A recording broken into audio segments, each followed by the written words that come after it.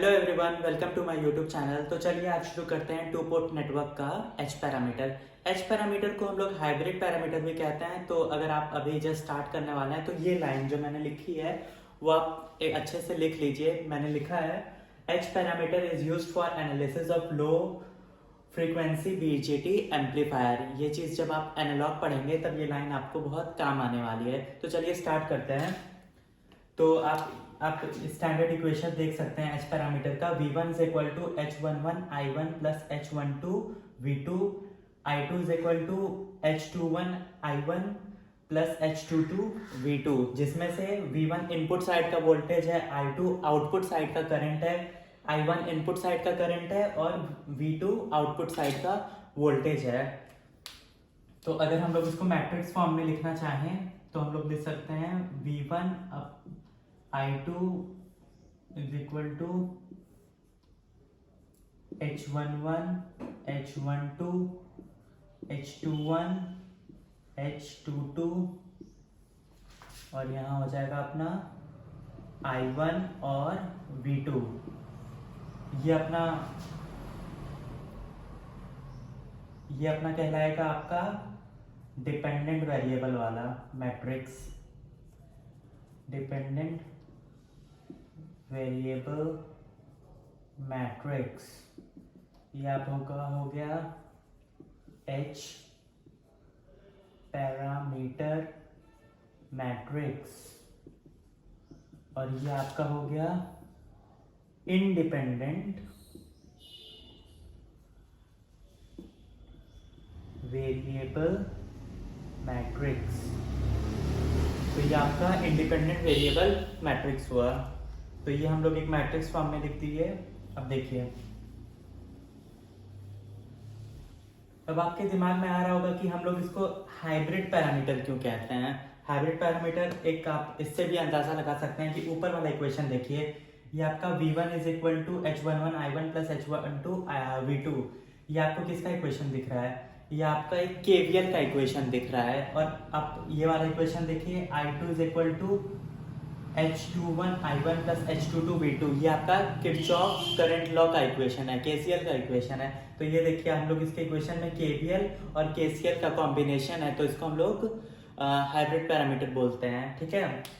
Generally जो KVL का equation होता है वो सीरीज पैरामीटर्स पे बेस्ड होता है, मतलब उसके एलिमेंट सीरीज में लगे रहते हैं, तो हम लोग आराम से KVL लिख देते हैं। और जो करंट लॉ है उसमें पैरेलल में चीज़ें लगी रहती हैं, तो उससे हम लोग करंट लॉ का इक्वेशन लिखते हैं। तो इसी चीज़ का हम लोग यूज़ करके हम लोग इसका मॉडल भी बना सकते हैं। चलिए देखें कैसे बनाते हैं।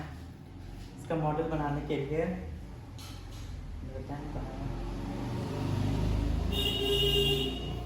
पेन।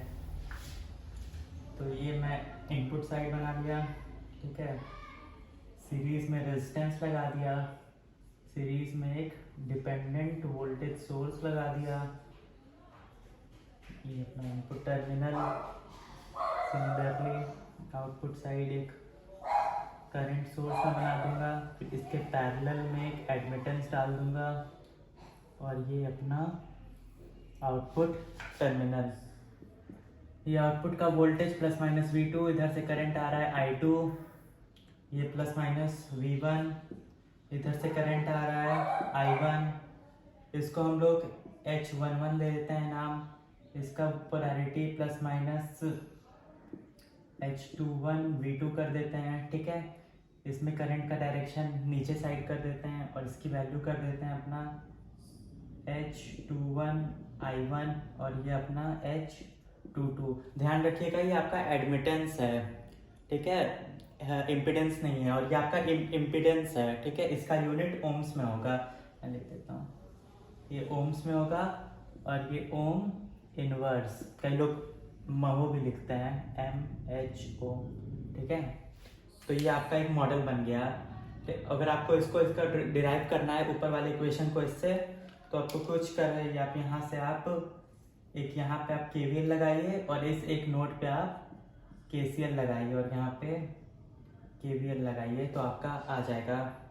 जैसे कि अगर हम लोग यहाँ पे KVL लगाएं तो minus V1 plus I1 H11 plus V2 H21 is equal to 0, तो V1 is equal to H11 I1 plus H21 V2। कहीं कुछ गलती हुआ है क्या? ओह सॉरी, मेरा मिस्टेक है, यहाँ H21 नहीं होगा, H12 होगा, क्योंकि H21 तो इस साइड होगा, तो H12। देखिए ये चीज़ मैं शायद एडिट भी कर सकता था, लेकिन ये सिली मिस्टेक है, कई बार कंफ्यूजन हो जाती है H21 और H12 में, तो आपको बहुत ज़्यादा इस चीज़ पे केयरफुल रहना है कि आप सही वेरिएबल यूज़ करें, ठीक है, सही सफिक्स यूज़ करें। तो इधर भेजने के बाद ये देखिए हम लोग का इक्वेशन बना V1 is equal to H11 I1 plus H12 V2। ये देखिए एग्जैक्टली मैच कर रहा है।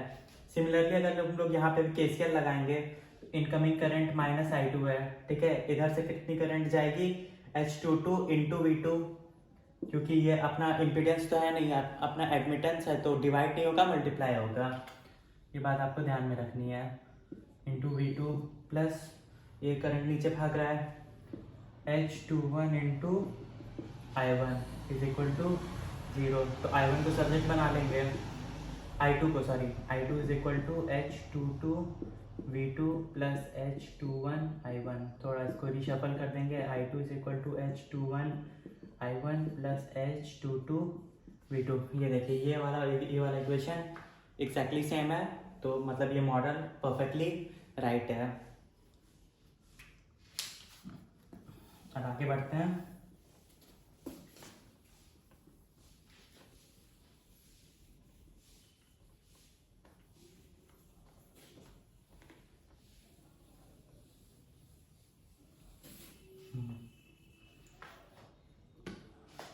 अब हम लोग क्या करते हैं, आउटपुट साइड को इस इक्वेशन में हम लोग शॉर्ट सर्किट कर देते हैं, ठीक है। शॉर्ट सर्किट करने का मतलब क्या है, उस जगह का वोल्टेज जीरो हो जाना।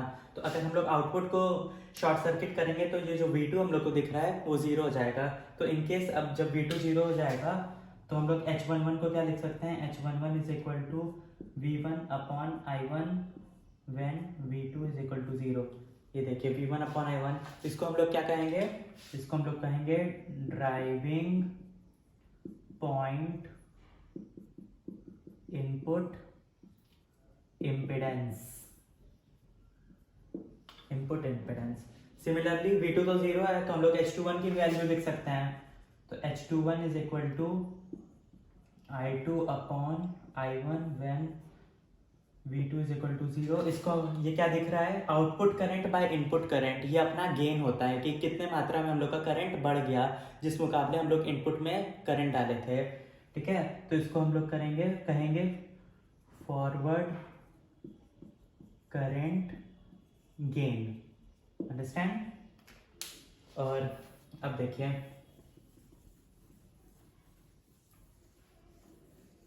सिमिलरली अगर हम लोग I1 को जीरो कर दें, I1 को जीरो करना मतलब इनपुट साइड ओपन सर्किट कर देना, तो हम लोग I1 को अगर जीरो कर देंगे तो H21 की वैल्यू निकाल सकते हैं, तो सॉरी H12 की वैल्यू, फिर से वो मतलब मिस्टेक हो गया था, तो H12 की वैल्यू क्या आएगी, V1 upon V2 when I1 equal to 0।